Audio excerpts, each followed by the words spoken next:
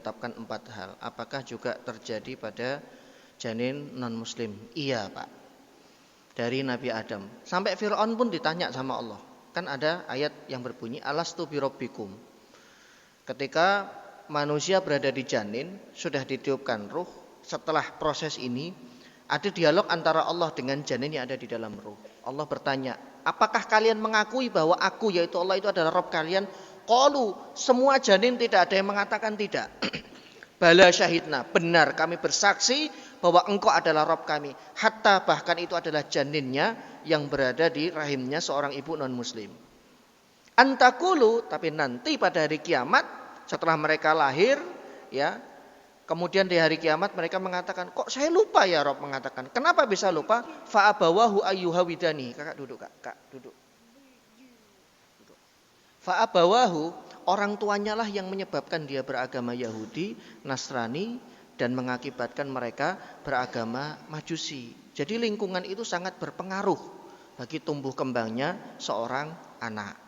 Jadi itu berkaitan dengan pertanyaan pertama. Semua ditanya oleh Allah, semua ditetapkan ajal dan rizkinya. Karena baik muslim maupun non muslim semuanya adalah hamba Allah. Mereka tidak akan luput dari takdir ketetapan Allah. Yang kedua, terkait dengan masalah adab qadaul hajah atau kencing, mohon untuk dijelaskan lebih rinci Ustadz, karena kalau hanya sekadar dibaca khawatirnya jamaahnya kurang ada atensi atau perhatian. Ini berarti harus ada waktu khusus.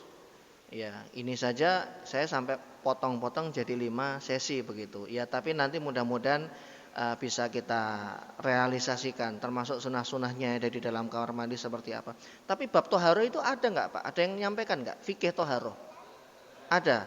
Nah, itu mungkin nanti bisa minta beliau untuk menyampaikannya. Saya ada kajian khusus mengenai masalah toharo hari Ahad ketiga. Kalau mau live stream, tapi kan berbarengan dengan di Kuba juga ada kajian begitu. Kita sampaikan sekarang masih sampai ke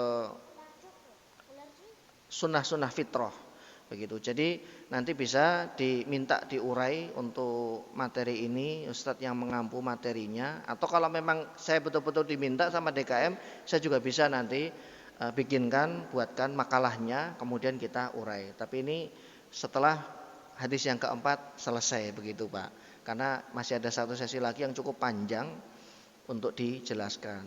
Kemudian berkait dengan hadis yang ke-9, kenapa kok ada orang yang mengatakan itu kan sunnah, dilakukan berpahala, tidak dilakukan tidak apa-apa. Jadi jamaah, lafadz wajib, lafadz sunnah, kemudian makruh, kemudian mubah, kemudian haram, ini namanya ahkam wad'iyah, hukum produk, hukum buatan. Ya, dari mana? Dari lafadz yang dikumpulkan dan disimpulkan oleh para ulama. Ketika Allah berfirman wa aqimus shalah, itu kan perintah. Kaidah usul fikih mengatakan al aslu fil amri lil wujub. Perintah itu kalau diucapkan, disampaikan oleh Allah dengan jazm, tidak ada qarinah, maka hukumnya wajib, tidak boleh ditinggalkan. Nah, ada perintah dari Nabi SAW yang memang tidak jazm, sehingga kemudian hukumnya turun dari wajib menjadi sunnah, dikerjakan mendapatkan pahala, jika tidak. Loh Ustaz, kenapa harus tidak dikerjakan? Namanya juga sunnah kan harus dikerjakan. Karena jamaah tidak semua itu mampu mengerjakan. Contoh sholat taraweh. Hari pertama Rasulullah keluar berjamaah. Hari kedua Rasulullah keluar. Hari ketiga para sahabat nungguin di masjid. Enggak ada yang keluar. Sampai beberapa hari berikutnya Rasulullah enggak keluar sholat tarawih berjamaah. Bingung para sahabat. Ketika ketemu ditanya, kenapa hal ini terjadi ya Rasul? Karena saya khawatir kalau saya keluar terus tarawih setiap hari selama full 30 hari, kalian nanti menganggapnya wajib. Coba kalau tarawih wajib, jenengan dosa loh Pak enggak tarawih Pak. Ya kan? Nah, jadi ditakhfif, diberikan keringanan untuk apa? Untuk memudahkan kita. Yang mampu, yang kuat, jangan pernah ditinggalkan sunnah ini. Yang tidak mampu silahkan lakukan semampunya. Makanya untuk menjalankan perintah, Nabi selalu memberikan qarinah, Allah selalu memberikan qarinah mastata'tum, semampunya. Tapi kalau untuk larangan, enggak. Larangan itu kita semuanya bisa meninggalkan. Contoh, judi. Sejujur, semua kita itu bisa meninggalkan judi, Pak. Cuman karena iming-iming, nanti kalau kamu pasang 5.000, dapatnya 5M. Bodoh kali yang ngasih 5M ini. Tapi benar dulu waktu judi togel di tempat saya di Semarang itu masih rame-ramenya. Orang itu dibela-belain bangun sebelum subuh, Pak. Masih sarungan, kerukupan gitu. Ngapain? Lihat nomor yang keluar. Orang pada sholat jamaah ini cuma lihat nomor doang. Karena waktu itu 5.000 kan gede. Pasangnya 5.000 itu dapatnya bisa ratusan juta kalau 2 nomor. Kalau 3 nomor bisa lebih banyak lagi. Khomer juga kita bisa semuanya meninggalkan. Zina semuanya kita bisa meninggalkan. Mau semuanya nikah kok.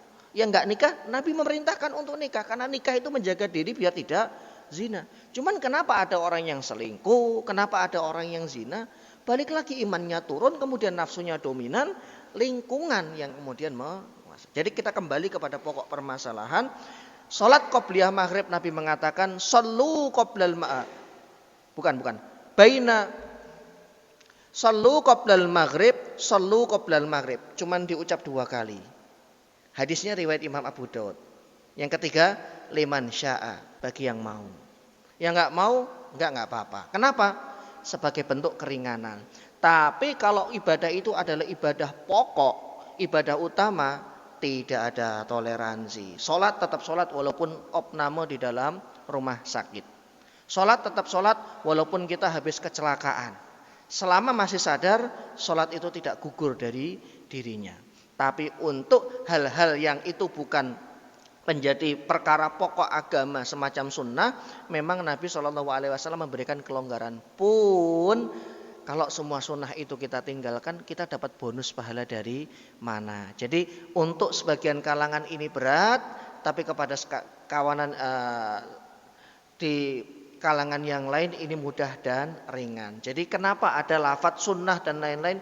Itu asal muasalnya adalah kesimpulan dari lafadz-lafadz hadis yang disampaikan oleh Nabi. Kalau kita, semoga kita bisa menjalankan semua sunnah beliau Sallallahu Alaihi Wasallam. Karena setiap datang ke masjid, tahiyatul masjid itu berat. Kenapa? Jenengan datang harus sebelum adzan. Qobliyah juga begitu. Kadang-kadang ada orang yang baru keluar dari kantor itu pas adzan. Cepat sampai masjid komat, akhirnya nggak dapat. Nah, kondisi-kondisi seperti inilah yang ditoleransi oleh Nabi. Makanya terkadang beberapa ibadah sunnah karena pahalanya gede, Nabi memberikan izin untuk dikodok. Dikodok itu dikerjakan setelah selesai sholat. Seperti contoh tahajud, kebablasan tidur, bisa dikodok pada jam-jam segini nih waktu duha. Karena Rasulullah pernah melakukan. Qobliyah sebelum subuh, pernah juga ada sahabat yang melakukan dan Nabi mendiamkan. Biar apa? Umat beliau dapat pahala besar seperti itu. Jadi ini yang bisa saya sampaikan. Ini 1 jam lebih. Mohon maaf waktunya ya. Dan sarapan panjenengan jadi terganggu, agak terlambat sedikit. Ya, kita tutup dengan doa kafaratul majlis. Subhanakallahumma bihamdika asyhadu an la ilaha illa anta. Assalamualaikum warahmatullahi wabarakatuh.